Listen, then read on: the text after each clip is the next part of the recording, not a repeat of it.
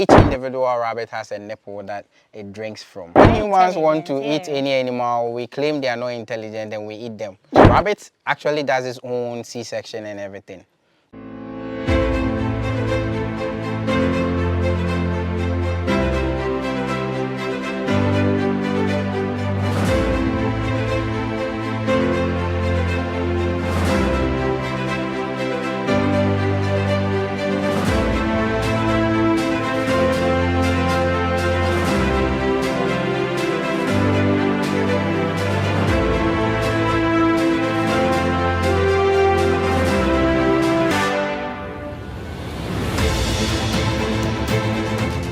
Welcome to another exciting edition of Green Africa. Our guest today is a rabbit farmer who is not only empowering young people to venture into agriculture, but also creating a portal where young people can actually secure their financial future. This is Green Africa, and I am Nana Jobani. Stay tuned.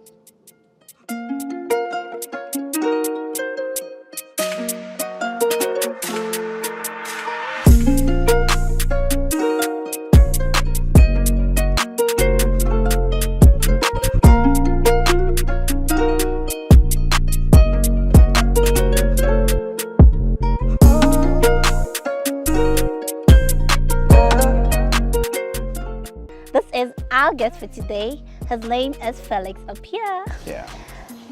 Thank you for honoring our invitation. Welcome. Happy to be here as well. Okay. So this is a New Zealand white. Okay. So let's put it back inside. New Zealand white. Ooh. It appears as very bored. It's literally tired of me at this point. Okay, so bye. They are nocturnal. Okay. So nocturnal means they mostly are very active during the night. Okay. And all their activities are during the night as well. Okay. So that's why they are very docile during the day, and then much more active during the night. So they eat a lot in the afternoon and evening parts as well, making it very sustainable for even people who want to start and raise them, but are doing 9 to 5, like working on other people's farms or having their own projects alongside. So yeah. All right, so one thing I have recognized is that most of them are quivering. Yeah. Is it because they're a bit timid, or they're breathing through their nostrils? What is happening? What exactly is happening? So they perspire. So like as we sweat, you can see us sweating naturally. Okay. They have fur. So their fur is a lot. They can sweat through their body glands. Okay. So now they go to their nose. So they push out a lot of it so that any fumes or any steam will come out, and then they will be cooled that way. So they breathe like panting. Oh, okay. Panting, so that's how they breathe. So it's not like they are hot or cold, no. Or they're timid. It's because that's how they breathe. Yeah, and they're also nocturnal, so activity is not really great in the mornings and afternoons. Okay. But at night they are very active, and they are also protective. So they are thinking that someone might catch them during the day. It's only at night that they feel very secured.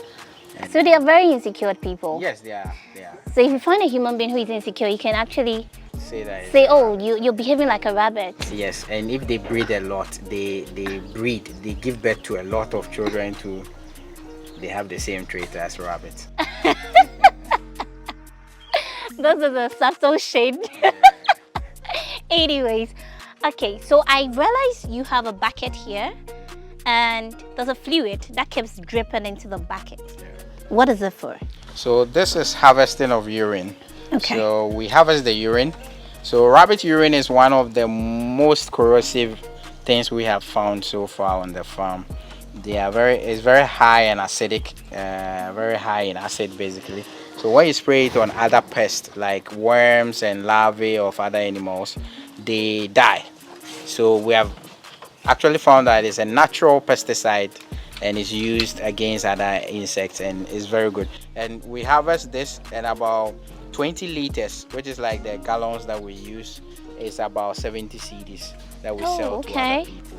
So that's another revenue that we generate. And if you have about 20 rabbits, you can generate about a liter in 3 days. about the 20 liters in about 3 days because they drink a lot of water. And they are also one of the best. They have one of the best systems in terms of eating. Okay.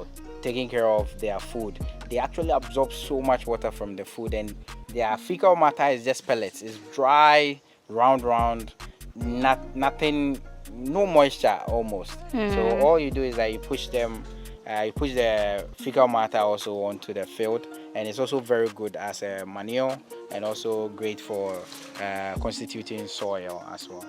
Okay, so what do they eat? I see mango leaves. Is that cereal or wheat? Yes, that's a combination of feed. The feed comes together as it has wheat bran, which is leftover wheat that we don't eat. They eat rice husk, which is rice that we don't eat, the leftovers. And then they eat a pre-formulated feed of maize, some proteins, some other things, and vitamins and minerals in there as well for them. So it's actually specially prepared. But when you go to your backyard, about 80% of the weeds, unwanted leaves you see there is rabbit food. From the plantain, the leaves that you see itself, to the plantain peel itself, to the cassava, the leaves itself, to the peel of the cassava itself. How even about the the cassava grass? itself, grass, all form of grass, almost all the grass they eat. They eat Even that? the one we use for lawns and we mow it, you dry that and then you give it to them as hay. They eat that. So why do you have a special feed for it then? Because you can eat virtually anything. Yes, but then the hay doesn't contain all the food nutrients, so it's not a Okay. balanced diet. Okay. So that's why It's like we, eating banku with no Exactly. fish. So we want them to have a variety of feed, a variety of options and nutrients in their body, so that they can easily fight against diseases and other abnormalities like that. Yes.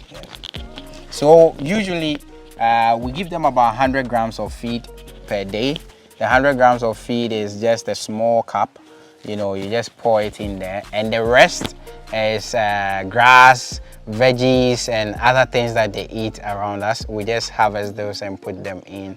So it's quite very economical in terms of feeding them. The only things that you might buy are the supplement is so that's the wheat and other parts. Aside that, all the other ones, if you have enough lands, you can get it for free. But they eat a lot, don't they? They eat a lot, and they are also very good at digesting food. So all the time they want to be eating something, and their teeth grow a lot. So they need to nibble on something almost all the time to sharpen and keep it down. Otherwise, the teeth becomes too long, and they have beautiful issues. sets of teeth though. Very beautiful. I hear people say, oh, you have a rabbit teeth. Is that supposed to be an insult or that's supposed to Well, be it's a compliment? actually a nice feature. When a human has a back teeth, they call it a back teeth. When you have two of the incisors next to the incisors, very big, and it shows, especially when you are smiling or you are smirking, and then you show that it looks nice. Really? Like yours. That's that's not true.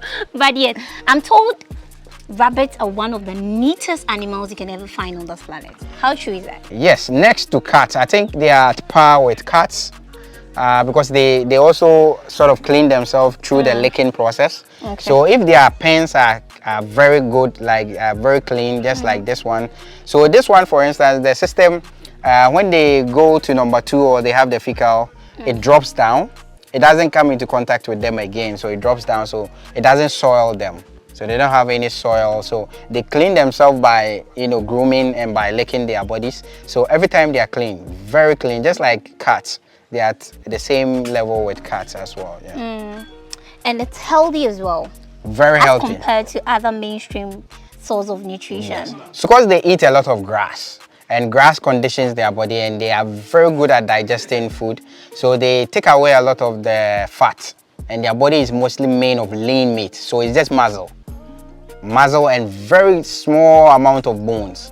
So rabbit meat proportion of bones as to chicken has about 60% of bones, as compared to rabbits. Rabbits have about 80% of meat and about 20% of bones. It's the head part that has a lot of bones.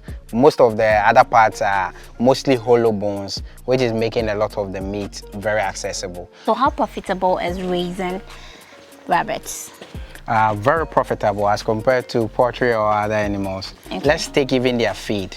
So it will take you, if let's say feeding one poultry, I don't know the exact amount, but if feeding one poultry hypothetically is 10 cedis, it's going to cost you 2 cedis to feed a rabbit on the same amount, because they eat weeds around us.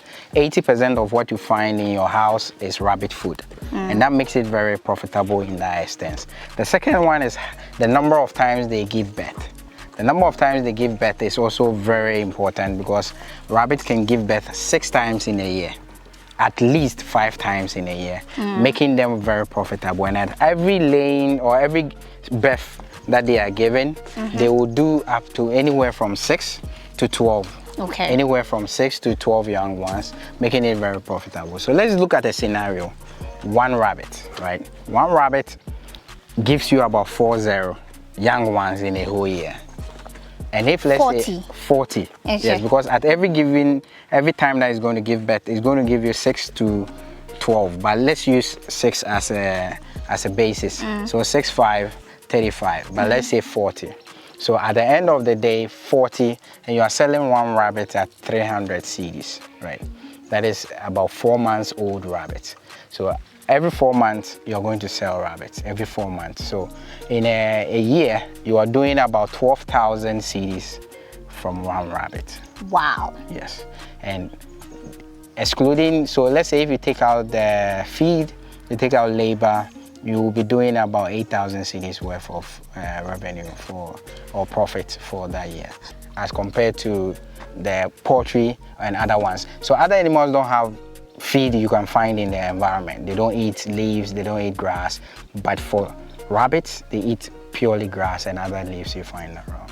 So at this point, if you're not intrigued about rearing rabbits, I don't know what you're doing. I really don't know what you're doing. And the connect between knowing all the intricate ideas on how to rear a rabbit is Mr. Felix Appiah. So let's get interactive. Let's get to know who he is. Come with me.